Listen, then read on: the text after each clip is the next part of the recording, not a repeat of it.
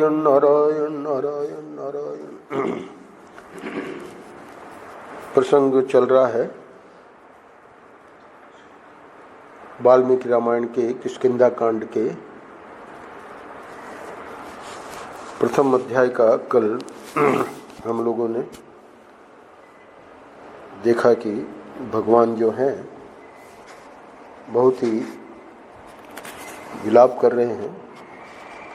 तब लक्ष्मण को कहना पड़ा कि आप अपने को संभालिए, शोक न कीजिए।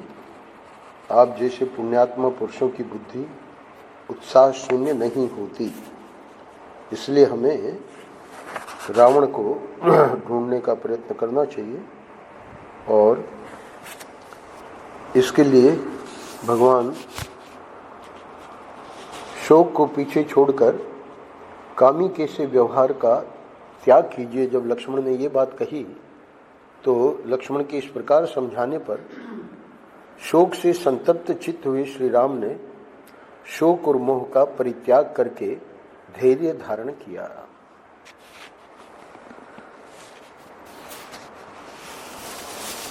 आगे के प्रसंग में कह रहे हैं कि मतवाले हाथी के समान विलासपूर्ण गति से चलने वाले शांत चित्त महात्मा लक्ष्मण आगे आगे चलते हुए श्री रघुनाथ जी की उनके अनुकूल चेष्टा करते धर्म और बल के द्वारा रक्षा करने लगे। ऋष्यमुख पर्वत के समीप विचरने वाले बलवान वानर राज सुग्रीव पंपा के निकट घूम रहे थे। उसी समय उन्होंने उन अद्भुत दर्शनीय वीर श्री राम और लक्ष्मण को देखा। देखते ही उनके मन में यह भय हो गया कि हो न हो इन्हें मेरे शत्रु वाली ने ही भेजा होगा। फिर तो वे इतने डर गए कि खाने पीने आदि की भी चेष्टा न कर सके। हाथी के समान मंद गति से चलने वाले महामना वानर राज सुग्रीव जो वहां विचर रहे थे, उस समय एक साथ आगे बढ़ते हुए उन दोनों भाइयों को देखकर चिंतित हो उठे। भय के मारे उनका उत्साह नष्ट हो गया, वे महान दुख में पड़ गए। कल जहां विश्राम दिया था, अंतिम श्लोक, मतंग मुनि का वह आश्रम परम पवित्र एवं सुखदायक था। मुनि के शाप से उसमें बाली का प्रवेश होना कठिन था। आगे कथा आवेगी क्यों बाली को यह शाप मिला। इसलिए वह दूसरे वानरों का आश्रय बना हुआ था। उस आश्रम या वन के भीतर सदा ही अनेकानेक शाखा मृग निवास करते थे। उस दिन उन महा तेजस्वी श्री राम और लक्ष्मण को देखकर दूसरे वानर भी भयभीत हो आश्रम के भीतर चले गए। अब यहां से अगला अध्याय शुरू होता है। वाल्मीकि जी वर्णन कर रहे हैं, महात्मा श्री राम और लक्ष्मण दोनों भाइयों को श्रेष्ठ आयुध धारण किए वीर वेश में आते देख सुग्रीव के मन में बड़ी शंका हुई। ये तो ऋषिमुख पर्वत पर ऊपर था। वे उद्विग्न चित्त होकर चारों दिशाओं की ओर देखने लगे। उस समय वानर शिरोमणि सुग्रीव किसी एक स्थान पर स्थिर न रह सके। महाबली श्री राम और लक्ष्मण को देखते हुए सुग्रीव अपने मन को स्थिर न रख सके। उस समय अत्यंत भयभीत हुए उन वानर राज का चित्त बहुत दुखी हो गया। सुग्रीव धर्मात्मा थे, उन्हें राजधर्म का ज्ञान था।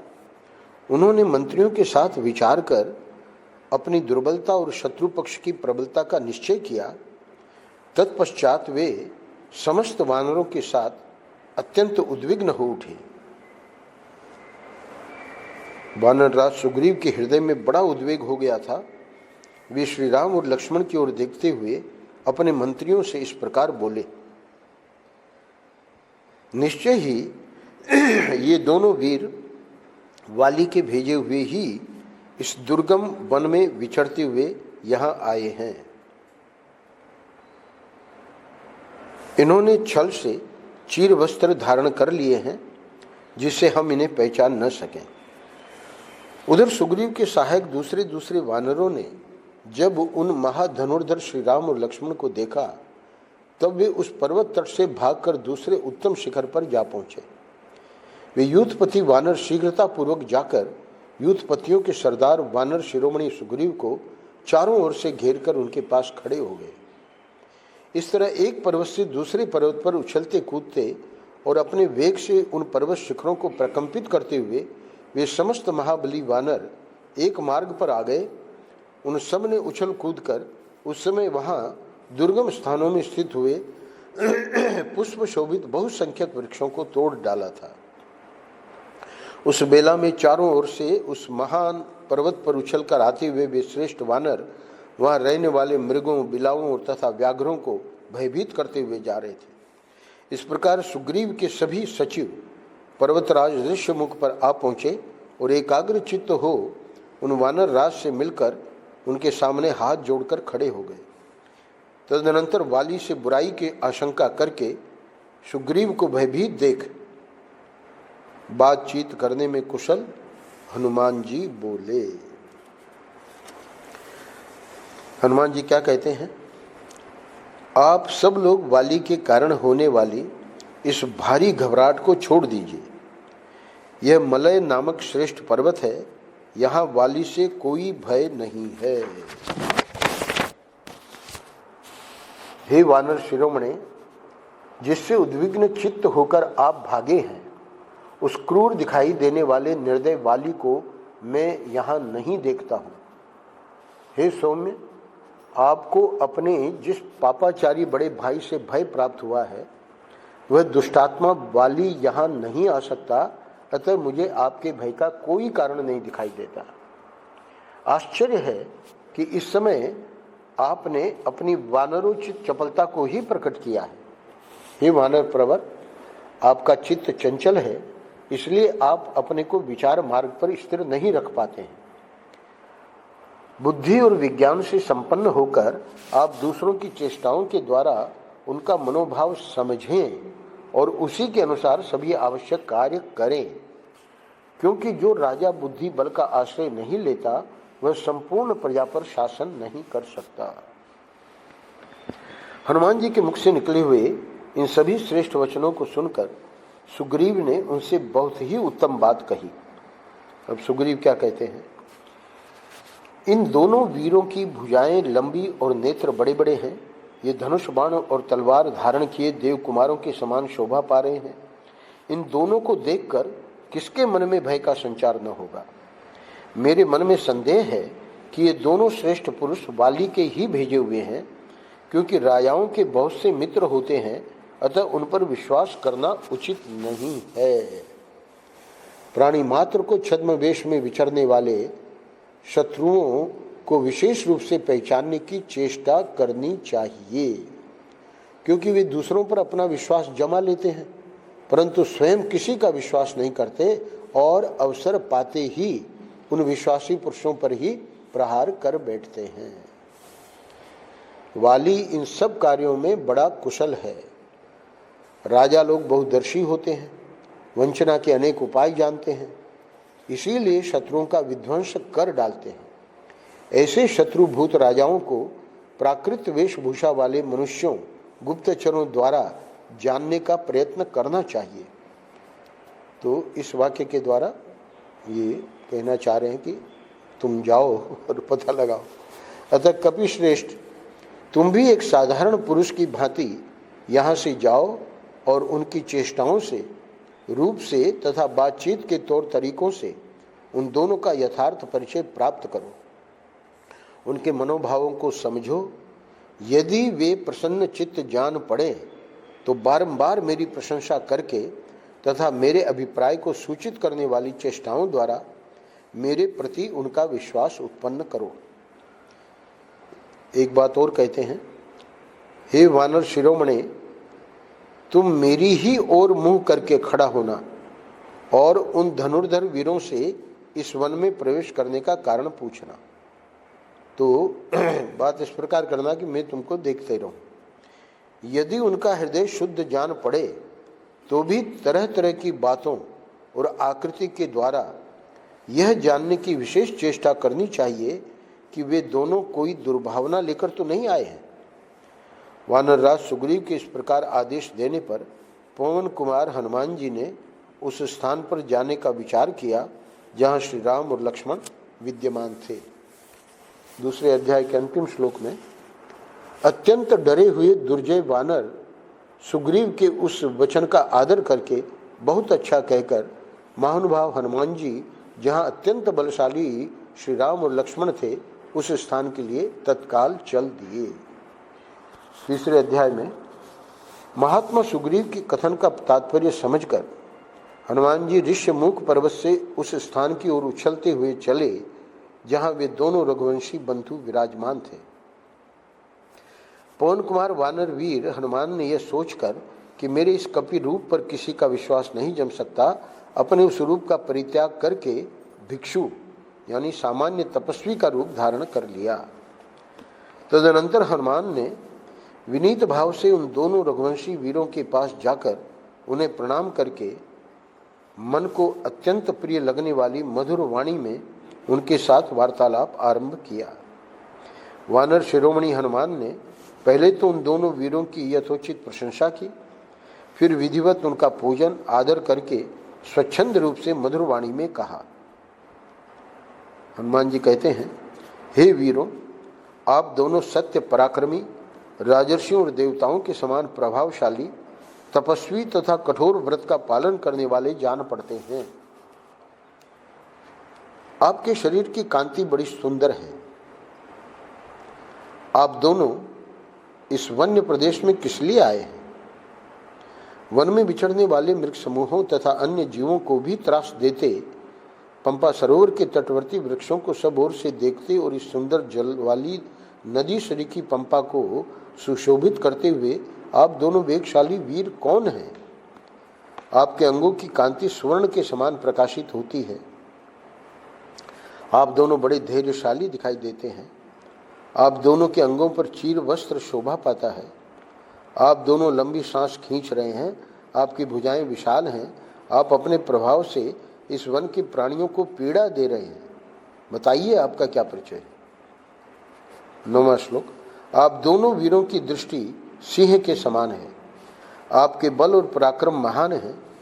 इंद्रधनुष के समान महान शरासन धारण करके आप शत्रुओं को नष्ट करने की शक्ति रखते हैं। आप कांतिमान तथा रूपवान हैं। आप विशालकाय सांड के समान मंद गति से चलते हैं। आप दोनों की भुजाएं हाथी की सूंड के समान जान पड़ती हैं। आप मनुष्यों में श्रेष्ठ और परम तेजस्वी हैं। आप दोनों की प्रभा से गिरिराज ऋष्यमुख जगमगा रहा है।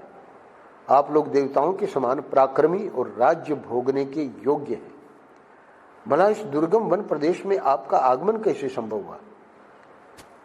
हनुमान जी कहते हैं, आपके नेत्र प्रफुल्ल कमल दल के समान शोभा पाते हैं। आप में वीरता भरी है। आप दोनों अपने मस्तक पर जटामंडल धारण करते हैं और दोनों ही एक दूसरे के समान हैं। हे वीरों, क्या आप देवलोक से यहाँ पधारे हैं? आप दोनों को देखकर ऐसा जान पड़ता है मानो चंद्रमा और सूर्य स्वेच्छा से ही इस भूतल पर उतर आए हैं।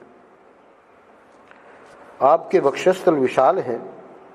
मनुष्य होकर भी आपके रूप देवताओं के तुल्य हैं। आपके कंधे सिंह के समान है। आप में महान उत्साह भरा हुआ है। आप दोनों मदमत्त सांडों के समान प्रतीत होते हैं। आपकी भुजाएं विशाल, सुंदर, गोल गोल और परिघ के समान सुदृढ़ है। ये समस्त आभूषणों को धारण करने के योग्य हैं, तो भी आपने इन्हें विभूषित क्यों नहीं किया है? मैं तो समझता हूं कि आप दोनों समुद्रों और वनों से युक्त तथा विंध्य और मेरु आदि पर्वतों से विभूषित इस सारी पृथ्वी की रक्षा करने के योग्य हैं। आपके ये दोनों धनुष विचित्र, चिकने तथा अद्भुत अनुलेपन से चित्रित हैं। इन्हें सुवर्ण से विभूषित किया गया है, अतः ये इंद्र के वज्र के समान प्रकाशित हो रहे हैं। प्राणों का अंत कर देने वाले सर्पों के समान भयंकर तथा प्रकाशमान तीखे बाणों से भरे हुए आप दोनों के तूणीर बड़े सुंदर दिखाई देते हैं।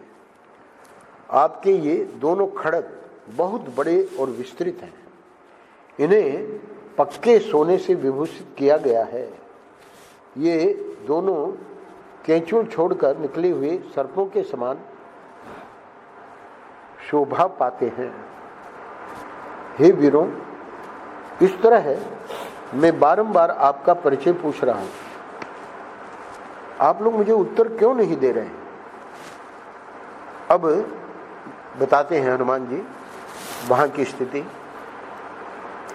यहां सुग्रीव नामक एक श्रेष्ठ वानर रहते हैं जो बड़े धर्मात्मा और वीर हैं।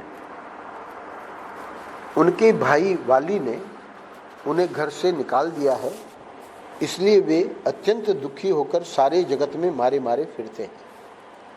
उन्हीं वानर शिरोमणियों के राजा महात्मा सुग्रीव के भेजने से मैं यहाँ आया हूँ। मेरा नाम हनुमान है, मैं भी वानर जाति का ही हूँ। वहाँ तो तपस्वी का रूप बना रखा था, पर अपना परिचय दे रहे हैं क्योंकि भगवान को पता है रूप बदल लेते हैं, तो बता दिया कि मैं भी वानर जाति का ही हूँ। धर्मात्मा सुग्रीव आप दोनों से मित्रता करना चाहते हैं। मुझे आप लोग उन्हीं का मंत्री समझें। मैं वायु देवता का वानर जातीय पुत्र हूँ। मेरी जहाँ इच्छा हो जा सकता हूँ और जैसा चाहूँ रूप धारण कर सकता हूँ। इस समय सुग्रीव का प्रिय करने के लिए भिक्षु के रूप में अपने को छिपाकर मैं ऋष्यमुख पर्वत से यहाँ पर आया हूँ।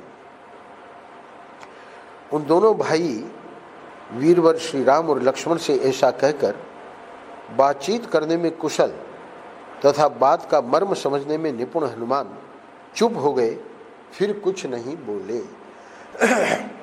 इधर इनको कहा भी कि आप लोग मुझे उत्तर क्यों नहीं दे रहे हैं, तो यहाँ महर्षि ने कहा है कि ये पूरा का पूरा संवाद संस्कृत में हो रहा है। भगवान आगे कहेंगे लक्ष्मण को। उनकी यह बात सुनकर श्री रामचंद्र जी का मुख प्रसन्नता से खिल उठा। वे अपने बगल में खड़े हुए छोटे भाई लक्ष्मण से इस प्रकार कहने लगे, हे सुमित्रा नंदन, ये महामनस्वी वानर राज सुग्रीव के सचिव हैं और उन्हीं के हित की इच्छा से यहाँ मेरे पास आए हैं। तो कबंध ने बताया था कि आप सुग्रीव से मित्रता करिए, तो अब देखिए अपने आप उनका जो सचिव है वो वहाँ पहुँच गया है। हे लक्ष्मण, इन शत्रु दमन सुग्रीव सचिव कपिवर हनुमान से जो बात के मर्म को समझने वाले हैं, तुम स्नेहपूर्वक मीठी वाणी में बातचीत करो। अच्छा, अगले 2 श्लोकों में जो बात कह रहे हैं महाराज शीर्ष को प्राय कहते थे जब भी ये प्रसंग आता था। क्या कहते हैं? भगवान राम लक्ष्मण को कह रहे हैं, जिसे ऋग्वेद की शिक्षा नहीं मिली, जिसने यजुर्वेद का अभ्यास नहीं किया तथा जो सामवेद का विद्वान नहीं है, वह इस प्रकार सुंदर भाषा में वार्तालाप नहीं कर सकता। हनुमान जी के लिए कह रहे हैं अगले श्लोक में, नूनम व्याकरणम कृष्णम अनेन बहुधा श्रुतम बहु व्यवहारतानेन न किंचित अपशब्दितम। निश्चय ही इन्होंने समूचे व्याकरण का कई बार स्वाध्याय किया है। तो भगवान सूर्य से इन्होंने व्याकरण सीखा था, उल्टी गति से चलते थे सूर्य के सामने, क्योंकि बहुत सी बातें इतने विस्तार में जो बातें करी, क्योंकि बहुत सी बातें बोल जाने पर भी इनके मुंह से कोई अशुद्धि नहीं निकली। प्राय संस्कृत में कितना भी विद्वान क्यों न हो, अशुद्ध बोल ही जाता है, पर ये भगवान देख रहे हैं कि एक भी अशुद्धि नहीं। संभाषण के समय इनके मुख, नेत्र, ललाट, भौं तथा अन्य सब अंगों से भी कोई दोष प्रकट हुआ हो, ऐसा कहीं ज्ञात नहीं हुआ। ज्ञानी नाम अग्रगण्यम है हनुमान जी। भगवान लक्ष्मण को कह रहे हैं, इन्होंने थोड़े में ही बड़ी स्पष्टता के साथ अपना अभिप्राय निवेदन किया है। ये भी एक कला है। उसे समझने में कहीं कोई संदेह नहीं हुआ है। रुक रुक कर अथवा शब्दों या अक्षरों को तोड़ मरोड़ कर किसी ऐसे वाक्य का उच्चारण नहीं किया है जो सुनने में कर्ण कटु हो। इनकी वाणी हृदय में मध्यमा रूप से स्थित है और कंठ से वेखरी रूप में प्रकट होती है। अतः बोलते समय इनकी आवाज न बहुत धीमी रही है न बहुत ऊंची, मध्यम स्वर में ही इन्होंने सब बातें कही हैं। ये संस्कार और क्रम से संपन्न, अद्भुत, अविलंबित तथा हृदय को आनंद प्रदान करने वाली कल्याणमयी वाणी का उच्चारण करते हैं। ये यहाँ 3 बातें बताई भगवान राम ने। संस्कार क्या है, क्रम क्या है और अविलंबित क्या है। टिप्पणी में दिया है, व्याकरण के नियमानुकूल शुद्ध वाणी को संस्कार संपन्न यानी संस्कृत कहते हैं। क्रम क्या है? शब्दोच्चारण की शास्त्रीय परिपाटी का नाम क्रम है। और अविलंबित क्या है? बिना रुके धारा प्रवाह रूप से बोलना अविलंबित कहलाता है। इस प्रकार की वाणी जो कि हृदय को आनंद प्रदान करने वाली कल्याणमयी वाणी है, इसका उच्चारण ये हनुमान जी करते हैं।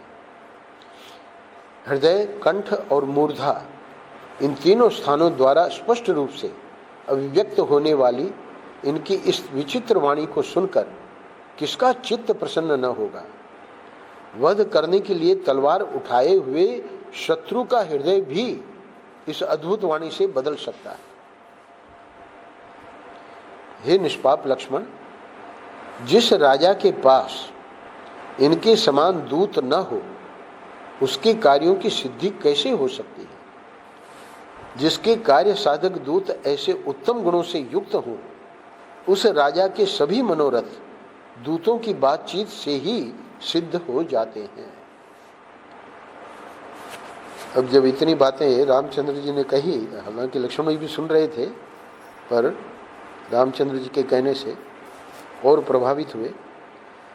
श्री रामचंद्र जी के ऐसा कहने पर बातचीत की कला जानने वाले सुमित्रा नंदन लक्ष्मण, बात का मर्म समझने वाले पवन कुमार सुग्रीव सचिव कपिवर हनुमान से इस प्रकार बोले, क्योंकि आज्ञा लक्ष्मण को ही दी उन्होंने, तुम स्नेहपूर्वक मीठी वाणी में बातचीत करो।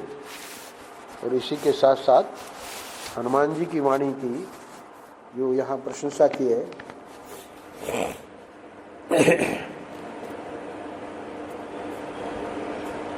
क्या कहते हैं, हे विद्वान, महामना सुग्रीव के गुण हमें ज्ञात हो चुके हैं। हम दोनों भाई वानर राज सुग्रीव की ही खोज में यहां आए हैं। कहां से ज्ञात हो चुके? कबंध ने बताया। साधु शिरोमणि हनुमान, हे साधु शिरोमणि हनुमान जी, आप सुग्रीव के कथनानुसार यहाँ आकर जो मैत्री की बात चला रहे हैं वह हमें स्वीकार है। हम आपके कहने से ऐसा कर सकते हैं। लक्ष्मण की यह स्वीकृति सूचक निपुणता युक्त वचन सुनकर पवन कुमार कपिवर हनुमान बड़े प्रसन्न हुए। उन्होंने सुग्रीव की विजय सिद्धि में मन लगाकर उस समय उन दोनों भाइयों के साथ उनकी मित्रता करने की इच्छा की। गोस्वामी तुलसीदास जी ने इस प्रसंग का वर्णन और अपनी शैली में बहुत ही अद्भुत किया है। वाल्मीकि जी बिल्कुल जैसे इतिहास का प्रसंग है वैसे घटना बता रहे हैं। अगले अध्याय में श्री लक्ष्मण जी की बात सुनकर तथा सुग्रीव के विषय में उनका सौम्य भाव जानकर और साथ ही यह समझकर कि इन्हें भी सुग्रीव से कोई आवश्यक काम है, हनुमान जी को बड़ी प्रसन्नता हुई। उन्होंने मन ही मन सुग्रीव का स्मरण किया। उधर सुग्रीव भी देख रहा है हनुमान जी को। अब अवश्य ही महामना सुग्रीव को मन ही मन कह हनुमान जी सोच रहे हैं, अब अवश्य ही महामना सुग्रीव को राज्य की प्राप्ति होने वाली है, क्योंकि ये महानुभाव किसी कार्य या प्रयोजन से यहाँ आए हैं और यह कार्य सुग्रीव के ही द्वारा सिद्ध होने वाला है।